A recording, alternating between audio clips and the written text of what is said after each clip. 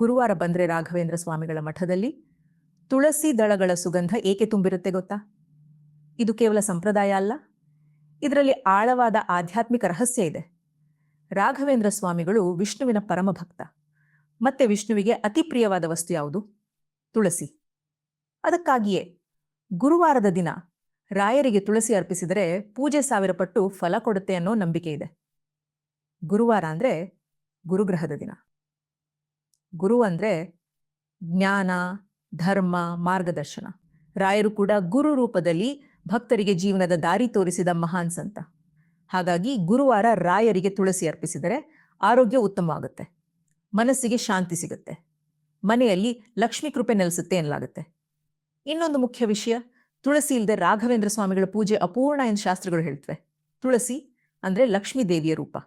ಆದ್ರಿಂದ ರಾಯರಿಗೆ ತುಳಸಿ ಅರ್ಪಿಸಿದ ಭಕ್ತರ ಮೇಲೆ ಸಂಪತ್ತು, ಸಮೃದ್ಧಿ, ಶುಭ ಫಲಗಳು ಹೆಚ್ಚಾಗುತ್ತವೆ. ನಿಯಮಿತವಾಗಿ ಪ್ರತಿ ಗುರುವಾರ ತುಳಸಿ ದಳ ಅಥವಾ ತುಳಸಿ ಮಾಲೆ ಅರ್ಪಿಸಿದ್ರೆ ಭಕ್ತಿಯ ಬಂಧ ಇನ್ನಷ್ಟು ಗಟ್ಟಿಯಾಗುತ್ತೆ.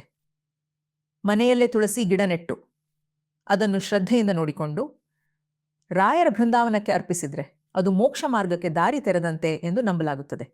ಸ್ನೇಹಿತರೆ, ಇಷ್ಟು ಸರಳವಾದ ಉಪಾಯ, ಆದರೆ ಇಷ್ಟು ಶಕ್ತಿಯುತ ಫಲ. ನಿಮಗೆ ಕುತೂಹಲ ಬಂದಿದ್ರೆ ಪೂರ್ಣ ವಿವರಣೆ ಇರುವ ಫುಲ್ ವಿಡಿಯೋ ತಪ್ಪಿಸ್ಕೊಳ್ಬೇಡಿ. ಲಿಂಕ್ ಡಿಸ್ಕ್ರಿಪ್ಷನ್ನಲ್ಲಿ ಇದೆ. ಶ್ರೀ ರಾಘವೇಂದ್ರ ಸ್ವಾಮಿ ನಿಮ್ಮೆಲ್ಲರನ್ನೂ ಕಾಪಾಡಲಿ.